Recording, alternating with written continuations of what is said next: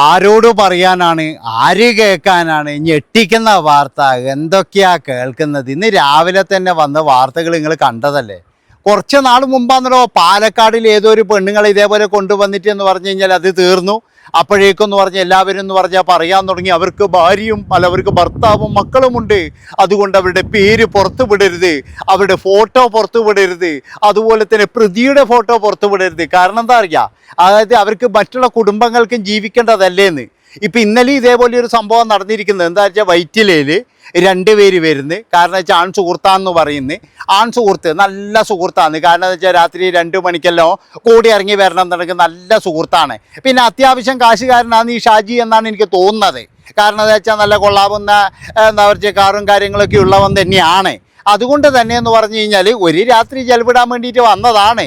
വന്നപ്പോഴും ചിലപ്പോൾ ഇനി ഞാൻ വീട്ടിലേക്ക് തിരിച്ചു പോകുന്നില്ല, ഇനിയിപ്പോൾ എന്നെ കല്യാണം കഴിക്കണം എന്നങ്ങനെ പറഞ്ഞപ്പോൾ ഷാജി കുടുങ്ങിപ്പോയിട്ടുണ്ടാകും. എന്തൊക്കെ ആയിക്കഴിഞ്ഞാലും നമ്മൾ എത്രത്തോളം പറഞ്ഞു കഴിഞ്ഞാലും നമ്മുടെ മലയാളികൾ പഠിക്കത്തില്ല. മലയാളികൾ പിന്നെയും പിന്നെയും ഇങ്ങനെ ചളിക്കൊണ്ടില്ല വീണുകൊണ്ടേയിരിക്കുന്നതാണ് എനിക്ക് പറയാനുള്ളത്. വല്ല ആവശ്യമുണ്ടോ ഈ നട്ടപായരയ്ക്ക് ഇങ്ങനെയുള്ളൊരു കഴിവേറീൻ്റെ കൂടെ വരാൻ? വല്ല ആവശ്യമുണ്ടോ? നിങ്ങൾ തന്നെയൊന്ന് പറ. ഇനിയിപ്പോൾ ഇതിൻ്റെ അടിയിൽ വന്നിട്ട് തെറി വിളിക്കുന്ന ഓരോരുത്തന്മാരുണ്ട്. എന്തിനാണോ ഇങ്ങനെ അപരാധം പറയുന്നത്? എന്തിനാണല്ലോ അവരെ പറ്റി പറയുന്നത്? പിന്നെ വേറെ എന്താ പറയേണ്ടത്? നിങ്ങളൊന്ന് പറ. അതായത് കോട്ടയത്ത് നിന്ന് ബസ് കയറിയിട്ട് നേരെ ഇവിടെ വന്നിട്ട് വല്ലവൻ്റെയും കഴുത്തതാ എൻ്റെ കഴുത്ത് ഞെരിച്ചോ എന്ന് പറഞ്ഞ് കാണിച്ചു കൊടുത്തിട്ട് എന്താ പിന്നെ പറയേണ്ടത്? നമ്മൾ എത്രത്തോളം പറഞ്ഞാലാണ് ഇത് മനസ്സിലാവുക? ഞാൻ പറഞ്ഞില്ലേ എൻ്റെ പൊന്നു മക്കളെ, സുഹൃത്തുക്കൾ എന്ന് പറഞ്ഞു കഴിഞ്ഞാൽ ഒരു സാധനം ഇല്ല. കാരണം എന്താ വെച്ചാൽ ഇവരൊക്കെ എന്ന് പറഞ്ഞു കഴിഞ്ഞാൽ കാമക്കണ്ണ് തന്നെയാണ്, അല്ലാതെ വേറെയൊന്നും അല്ല. നിങ്ങളിപ്പോൾ എത്രത്തോളം സുഹൃത്താന്ന് പറഞ്ഞു കഴിഞ്ഞാൽ ഇവൻ്റെ ഉള്ളിലെന്ന് പറഞ്ഞാൽ കാമായിരിക്കും. ചിലപ്പോൾ ഇവ സുഹൃത്ത് ബന്ധത്തിലായിരിക്കും ആ സ്ത്രീ വന്നിട്ടുണ്ടാവുക. അത് ശരി തന്നെയാണ്. അത് കഴിഞ്ഞതിന് ശേഷം എന്നാൽ പിന്നെ നമുക്കൊന്ന് ഇറങ്ങി നടക്കാമെന്ന് പറഞ്ഞിട്ടുണ്ടാവും. പണ്ട് മറ്റേ ഏതൊരു സിനിമയിൽ വിജയ് സേതുപതിയും അതുപോലെ തന്നെ എന്ന് പറഞ്ഞാൽ തൃശ്ശിയും കൂടി നടക്കുന്നില്ലേ രാത്രിയിൽ? അപ്പോൾ രാത്രി രണ്ടുപേരും നടക്കുന്ന പോലെ നടന്നിട്ടുണ്ടാവും. അപ്പോഴായിരിക്കും ആ ഒരു ഒഴിഞ്ഞ സ്ഥലത്തെത്തുമ്പോൾ അവൻ്റെ ആ ഒരു കാമക്കണ്ണ് അതിലേക്ക് പതിഞ്ഞിട്ടുണ്ടാവുക. അതാണ് ഞാൻ പറയുന്നത്. ഒരുത്തനെയും വിശ്വസിക്കരുതടോ, അത് മനസ്സിലാക്കി നിങ്ങൾ. എന്തിനധികം പറയുന്നത്? ഇന്ന് താണ്ടില്ല ഒരു വീട്ടിൽ ഒരുത്തൻ എല്ലാവരും പോയി എന്ന് കാണുമ്പോഴേക്ക് ആ വീട്ടിൽ കയറിയിരിക്കുന്നത്. അതുകൊണ്ട് അവർ അയൽവാസിയാണ്. അതുകൊണ്ടാണ് പറയുന്നത് നമ്മൾ ഒരുത്തനെയും വിശ്വസിക്കരുത്, വളരെ സൂക്ഷിക്കുക. നമ്മൾ കാണുന്ന പോലെയല്ല ഇവറ്റകളൊന്നും.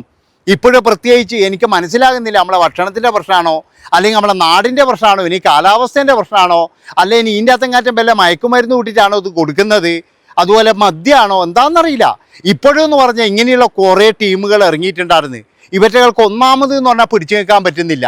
അതിന് കണക്കായിട്ട് കുറേ ആൾക്കാർ ഇൻസ്റ്റാഗ്രാമിലൂടെ അങ്ങോട്ടും ഇങ്ങോട്ടും ലൗചന്യം വിടാനും പിന്നെ എല്ലാവരും എന്ന് പറഞ്ഞു കഴിഞ്ഞാൽ സോഷ്യൽ മീഡിയ ആണ്. അതാണ് നിങ്ങൾ മനസ്സിലാക്കേണ്ടത്. അപ്പം ഞാൻ പറഞ്ഞു വരുന്ന കാര്യം എന്താണെന്ന് വെച്ചാൽ വൈറ്റിലയിൽ ഇന്ന് കണ്ട മൃതദേഹം, അതിൻ്റെ കാര്യം തന്നെ എടുത്തു കഴിഞ്ഞാൽ ഇപ്പോഴും പുറത്ത് വരുന്നതെന്ന് പറഞ്ഞാൽ ന്യൂസുകളിലെല്ലാം വരുന്നത് ആൺ സുഹൃത്തായിരുന്നു അയാൾ എന്നാണ്. അതിനുശേഷം ഇവർ തമ്മിൽ എന്ന് പറഞ്ഞാൽ ബന്ധത്തിൽ എന്തോ ഒരു വിള്ളലുണ്ടാകുന്നത്. മിക്കവാറും ഇങ്ങനെയുള്ള കേസുകൾ എന്ന് പറഞ്ഞു കഴിഞ്ഞാൽ പെണ്ണിൻ്റെ അടുക്കുന്ന നല്ലോണം വാങ്ങിച്ചിട്ടുണ്ടാവും. അതായത് പണയം വെക്കാനായിട്ടും അതുപോലെ തന്നെ ഭർത്താവ് അറിയാതെയും പിന്നെ എന്ന് പറഞ്ഞാൽ വല്ല എന്തെങ്കിലും ഇതായിട്ടും. കാരണം എന്താ അറിയുക, സ്വന്തം ഭർത്താവ് ചോദിച്ചു കഴിഞ്ഞാൽ ചില പെണ്ണുങ്ങൾ ഒരു വള പോലും കൊടുക്കത്തില്ല ഒന്ന് പണയം വെക്കാൻ. പക്ഷേ സുഹൃത്തുക്കളെ ചോദിച്ചു കഴിഞ്ഞാൽ എല്ലാം കൂരി കൊടുക്കുമായിരുന്നു. അങ്ങനെയുണ്ട് ചില ആൾക്കാരുണ്ട്, ഇല്ലയെന്നൊന്നും ഞാൻ പറയുന്നില്ല. ചില ആൾക്കാരുണ്ട്. എന്നാൽ ഇവരെന്ത് ചെയ്യും, ഈ സുഹൃത്തുക്കൾ എന്ത് ചെയ്യും, ഇത് നല്ലോണം മുതലാക്കുകയും ചെയ്യും. അവസാനം എന്ന് പറഞ്ഞു കഴിഞ്ഞാൽ ഇവൻ്റെ അടുക്കുന്ന ഇത് കിട്ടത്തുമില്ല, ഭയങ്കര പ്രശ്നവുമായി നാണക്കേടുമായി, അങ്ങനെ ജീവിതം തകർന്ന് എത്ര പേരുണ്ട് അറിയാം. അതുകൊണ്ടാണ് ഞാൻ പറയുന്നത്, നിങ്ങളൊരു കാര്യം ചെയ്യുക. ഇന്ന് തന്നെ, ഞാൻ കഴിഞ്ഞ പ്രാവശ്യം അവിടെ ഒരു സ്ത്രീ ഇതുപോലെ മരിച്ചപ്പോൾ ഞാൻ പറഞ്ഞാന്ന്, ഇന്ന് തന്നെ നിങ്ങൾക്ക് ആൺ സുഹൃത്തുണ്ടെങ്കിൽ ഇന്ന് തന്നെ നിങ്ങൾ കട്ട് ചെയ്യണം. ഞാൻ പറഞ്ഞ ഭർത്താവിനെ കാട്ടിയും വലിയ ആൺ സുഹൃത്തുക്കളൊന്നും ഇല്ല. അതുകൊണ്ട് പറയുന്നതാണ്, ഇനി ഏതവനായി കഴിഞ്ഞാൽ രാത്രി അതായത് 4 മണി 5 മണി കഴിഞ്ഞാൽ എൻ്റെ പൊന്നു മക്കൾ നിങ്ങൾ പോകരുത് അവൻ്റെ കൂടെ. അതാണ് മനസ്സിലാക്കേണ്ടത്. പ്രത്യേകിച്ചെന്ന് പറഞ്ഞാൽ ഇപ്പോഴും എന്ന് പറഞ്ഞാൽ കൊച്ചിയിലൂടെ നടക്കാൻ തന്നെ പേടിയാന്ന്. കൊച്ചിയിൽ പോയിട്ടൊന്ന് ബസ് ഇറങ്ങിയിട്ട് നമുക്കൊന്ന് നടക്കാൻ പേടിയാന്ന്. നേരെ മറിച്ച് നമുക്ക് ബാംഗ്ലൂർ പോയി കഴിഞ്ഞാൽ ഇവരെ ഏലൂട്ട വേണമെങ്കിലും നടക്കാം. എവിടുന്നെങ്കിലും ഒരുത്തം പിടിച്ചു ഒന്ന് തന്നാൽ തന്നെ അണ്ണാ ഞാൻ ഇരുട്ട് അങ്ങ് പോയിക്കോളാം എന്ന് പറയുകയുള്ളൂ. ഇതല്ല. ഇതെന്ന് പറയുന്നത് നോക്കിയാലും കുഴപ്പം, നോക്കിയില്ലേലും കുഴപ്പം, കുറേ ഗുണ്ടകൾ വേറെ, ഉണ്ടകൾ വേറെ, ഇതൊക്കെയാണ് നമ്മുടെ കൊച്ചിയിൽ ഇപ്പം നടക്കുന്നത്. മലയാളിയായിട്ട് ജനിച്ചോന് വരെ അതിലൂട്ട് നടക്കാൻ പേടിയാണെങ്കിൽ നിങ്ങളൊന്ന് ആലോചിച്ച് നോക്ക്. അതുപോലെ തന്നെ എന്ന് പറഞ്ഞാൽ വെയിറ്റിലെ പോലെയുള്ള ഇത്രയും തിരക്കുള്ള ഒരു സ്ഥലത്ത് ഒരുത്തം വന്ന് ഇത് ചെയ്ത് പോകണമെങ്കിൽ ശരിക്കും പറഞ്ഞ് നമ്മളെ ഈ ക്യാമറ കണ്ണു നോക്കിയിരിക്കുന്ന കുറേ ആൾക്കാരിൽ എവിടെ അവർ? അതാണ് എനിക്ക് ചോദിക്കാനുള്ളത്. അവരെവിടെയാണ് ഇരിക്കുന്നത്? അതായത് ഇങ്ങനെയൊരു സിറ്റിയിൽ ഇത്രയും ഭയങ്കരമായിട്ട് എന്താ വെച്ച് കഴിഞ്ഞാൽ കൃത്യമായിട്ട് ഒന്ന് നിരീക്ഷിക്കേണ്ട സ്ഥലത്ത്, അതുപോലെ തന്നെ അവിടെ കണ്ട് ഒരു ഹോട്ടലിൽ ഇതുപോലെ മറ്റേ പാർട്ടിയും കൊണ്ടുവരുന്ന 2 മോഡലുകൾ അതും ഇതുപോലെ തന്നെ ആക്സിഡൻറ്റിൽ മരിച്ചു. അങ്ങനെ കൊച്ചിയിൽ എന്ന് പറഞ്ഞു കഴിഞ്ഞാൽ ഇപ്പം നമുക്ക് അഭിമാനിക്കാൻ വകയുള്ള കുറേ കാര്യങ്ങൾ ഇങ്ങനെ നടന്നുകൊണ്ടിരിക്കുന്നുണ്ട്. അതുകൊണ്ടാണ് ഞാൻ പറയുന്നത് ഇതൊന്നിക്കൽ അടിച്ചമർത്തുക, അല്ലെങ്കിൽ എന്ന് പറഞ്ഞാൽ ഇതിന് പോകുന്ന പെണ്ണുങ്ങൾ തന്നെ തീരുമാനിക്കുക ഞങ്ങൾ ഇതിന് പോകുന്നില്ല, അതുപോലെ തന്നെ എന്ന് പറഞ്ഞാൽ ഈ സുഹൃത്ത് ബന്ധം ഞങ്ങൾക്ക് വേണ്ട, എന്നിട്ട് എല്ലാവരും കൊട്ടി ആഘോഷിക്കുകയാണ് സുഹൃത്ത് ബന്ധം. ഇപ്പോഴും മറ്റേ 14-ാം തീയതി എന്തോ ഒരു സംഭവം കഴിഞ്ഞല്ലോ, എന്നാന്ന് അതിൻ്റെ പേരും മറന്നുപോയായിരുന്നു. ആ പ്രണയിനികൾക്ക് മറ്റേ ഈ ലൗച്ചിനം കൊടുക്കൽ, അതിന് ഒരു കച്ചവടക്കാർ ഒരു തന്ത്രമാണ്, വേറെയൊന്നുമല്ല. അതിനെന്ന് പറയുന്നത് കൊച്ചിയിലാന്ന് പോലെ ഏറ്റവും കൂടുതൽ കച്ചവടം നടന്നത്, കോടികളുടെ കച്ചവടം അവർ നടന്നത്. നമ്മളൊന്നും അത് ആഘോഷിക്കുകയില്ല, കാരണം എന്ന് വെച്ചാൽ നമ്മളെല്ലാം മറ്റേ ജവാന്മാരെ കൂടിയാണ്. അതുകൊണ്ട് പിന്നെ നമ്മളൊന്നും ഇമാതിരി കോത്രായ പണിക്കൊന്നും പോകാറില്ല.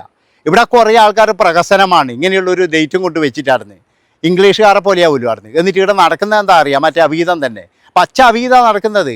പക്ഷെ പറയുമ്പോൾ എന്താ അറിയാം, സുഹൃത്ത് സുഹൃത്ത് ബന്ധത്തിൻ്റെ ബലം എനിക്കറിയില്ല. ഇതിൻ്റെ അകത്ത് വന്നിട്ട് ഇനിയിപ്പോൾ കമൻറ്റ് വരാൻ പോകുന്ന ഇങ്ങനെയാണ്, സുഹൃത്ത് ബന്ധത്തിൻ്റെ ബലം അറിയാൻ പോകുന്നില്ലടാ എന്നെ, നീ എന്ത് പിയാടാ ഇളക്കുന്നത് എന്നൊക്കെ പറഞ്ഞിട്ടായിരിക്കും കമൻറ്റ് വരിക. കാരണം എന്താ അറിയാം, ഉള്ളത് പറയുന്നവന് ഇവിടെ ആയിരിക്കും കണ്ടുകൂടല്ലോ. അതുകൊണ്ടാണ് ഏതെങ്കിലും ഒന്ന് നന്നായിട്ടുണ്ടെങ്കിൽ ഞാൻ വിജയിച്ചു എന്നേ ഞാൻ പറയുള്ളൂ. ഞാൻ പോരാടും. സുഹൃത്തുക്കൾ എന്ന് പറഞ്ഞൊരു വർഗ്ഗവും ഇല്ല, അവറ്റകൾ പഴയ ജാരന്മാരാണ്, അത് നിങ്ങൾ മനസ്സിലാക്ക്. ജാരന്മാരാണ്. കാരണം എന്താ വെച്ച് കഴിഞ്ഞാൽ ഇവറ്റകൾ എന്ന് പറഞ്ഞാൽ ഇവർ എന്ന് പറഞ്ഞാൽ കാമക്കണ്ണുകൾ കൊണ്ട് തന്നെയാണ് നോക്കുക, അല്ലാതെ വേറെ ഒരു ഇതല്ലായിരുന്നു. അതുകൊണ്ടാണ് പറയുന്നത് രാത്രി കാലങ്ങളിൽ ഇവറ്റകളുടെ പോകരുത്. അവന്മാർ വിളിക്കും വണ്ടീൻ്റെ പുറകിലിരുന്നോ ഞാൻ കൊണ്ടുപോകാമെന്ന് പറയും, പോകരുത് മക്കളെ. കാരണം എന്ന് വെച്ചാൽ കണ്ണ് തെറ്റിക്കഴിഞ്ഞാൽ ഇവൻ ചിലപ്പോൾ നിങ്ങളെ കഴുത്തും കൊണ്ടൊക്കെ പോവാറുണ്ട്. എന്തിനു വെറുതെങ്കിലും ഈ ജീവിതം കൊണ്ടുപോയിട്ട് വല്ലവൻ്റെയും ഇങ്ങനെ വെച്ച് കൊടുക്കുന്നത് എന്തിനാണ്? മര്യാദയ്ക്ക് ജീവിച്ചൂടെ, ഉള്ള ജോലിയും ചെയ്തിട്ട്, അല്ലെങ്കിൽ അതൊക്കെ ജീവിച്ചൂടെ? ഇനിയിപ്പോൾ ഇവരുടെ സാഹചര്യം എന്താണെന്ന് ഇതൊന്നും നമുക്കറിയില്ല. എന്തൊക്കെ ആയിക്കഴിഞ്ഞാലും അവർ രാത്രി ഇറങ്ങിപ്പോകാൻ പാടില്ലായിരുന്നു.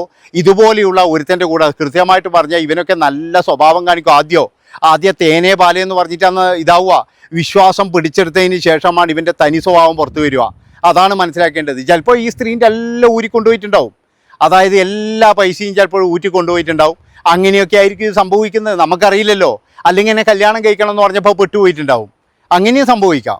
എന്തൊക്കെ ആയിക്കഴിഞ്ഞാലും ഇപ്പോൾ ഈയിടെയായിട്ട് എന്ന് പറഞ്ഞാൽ ഇങ്ങനെയുള്ള സംഭവങ്ങൾ കൂടിക്കൂടി വരികയാണ്. കഴിഞ്ഞ പ്രാവശ്യം എന്ന് പറഞ്ഞാൽ കണ്ണൂർ ഇതേപോലെ ഒരു സംഭവം നടന്നിട്ട് അതിൻ്റെ വീഡിയോ ചെയ്തത് മാത്രമേ എനിക്ക് ഓർമ്മയുള്ളൂ. പച്ചത്തെറികളാണ് വന്നുകൊണ്ടിരിക്കുക. കാരണം എന്താ അറിയുക, ഇവന്മാരെയൊക്കെ സപ്പോർട്ട് ചെയ്യുന്ന ഇവിടെ ചില വിഭാഗങ്ങളുണ്ട്. ചില ആൾക്കാർ എന്ന് പറഞ്ഞാൽ ഇങ്ങനെയുള്ള നാരദന്മാർക്ക് സപ്പോർട്ടിംഗ് ആണ്. അതാണ് നിങ്ങൾ മനസ്സിലാക്കേണ്ടത്. അവർക്കൊക്കെ സപ്പോർട്ട് ചെയ്യുക. എന്താ വെച്ച് കഴിഞ്ഞാൽ ഇതൊക്കെ ഇപ്പം നിയമം അനുഭവിക്കുന്ന ആളോ മറ്റേത് അനുവദിക്കുന്ന ആളോ ഇവരനുവദിക്കുന്ന ആളോ എന്നൊക്കെ പറഞ്ഞിട്ട് കുറേ ആൾക്കാർ ഇതിനു വേണ്ടിയിട്ട് അങ്ങ് സപ്പോർട്ട് ചെയ്യുകയാണ്. അതാണ് എനിക്ക് മനസ്സിലാകാത്തത്. അതുകൊണ്ടാണ് ഞാൻ പറയുന്നത് നമ്മുടെ ലോകം ഭയപ്പെടുത്തുന്നതാണ്. അതായത് ഇവന്മാരൊക്കെ ഈ കമൻറ്റ് ചെയ്തവന്മാർക്കൊക്കെ ഇതുപോലത്തെ കൃഷിയായിരിക്കും. അതുകൊണ്ടാണ് ഇവന്മാരൊക്കെ ഇങ്ങനെ രോഷം പ്രകടിപ്പിക്കുന്നത്. അതുകൊണ്ട് വളരെ സൂക്ഷിച്ചോ. എല്ലാ സ്ത്രീകളോടും ഞാൻ പറയുകയാണ്, എൻ്റെ പൊന്നു മക്കളെ, നിങ്ങൾക്ക് ജീവിതമാണ് വലുത്, ജീവനാണ് വലുതെങ്കിൽ ഇന്ന് തന്നെ ആ സാധനങ്ങളെ മുഴുവൻ അങ്ങ് കട്ട് ചെയ്തേക്കുക. പോടാവില്ല എന്ന് പറയാം, അത്രയേ ഉള്ളൂ. വിളിക്കുന്നവന്മാരോടും പറയാം പോടാവില്ല, ഇനി എനിക്ക് വിശ്വാസമില്ല എന്ന് പറയാം, അത്രേ തന്നെ. ഏതായാലും ഇത്രയും പറഞ്ഞുകൊണ്ട് ഞാനിവിടെ നിർത്തുന്നു. ഇനി തെറി വിളിക്കാനുള്ളവരെ വിളിച്ചോ. കാരണം എന്ന് വെച്ചാൽ നമുക്കിത് പതിവാണ്. എന്നാലും ഈ സുഹൃത്തുക്കൾ നാറികൾക്ക് എതിരെ ഞാൻ പോരാടുവായിരുന്നു. സുഹൃത്തുക്കൾ ജാരന്മാർ.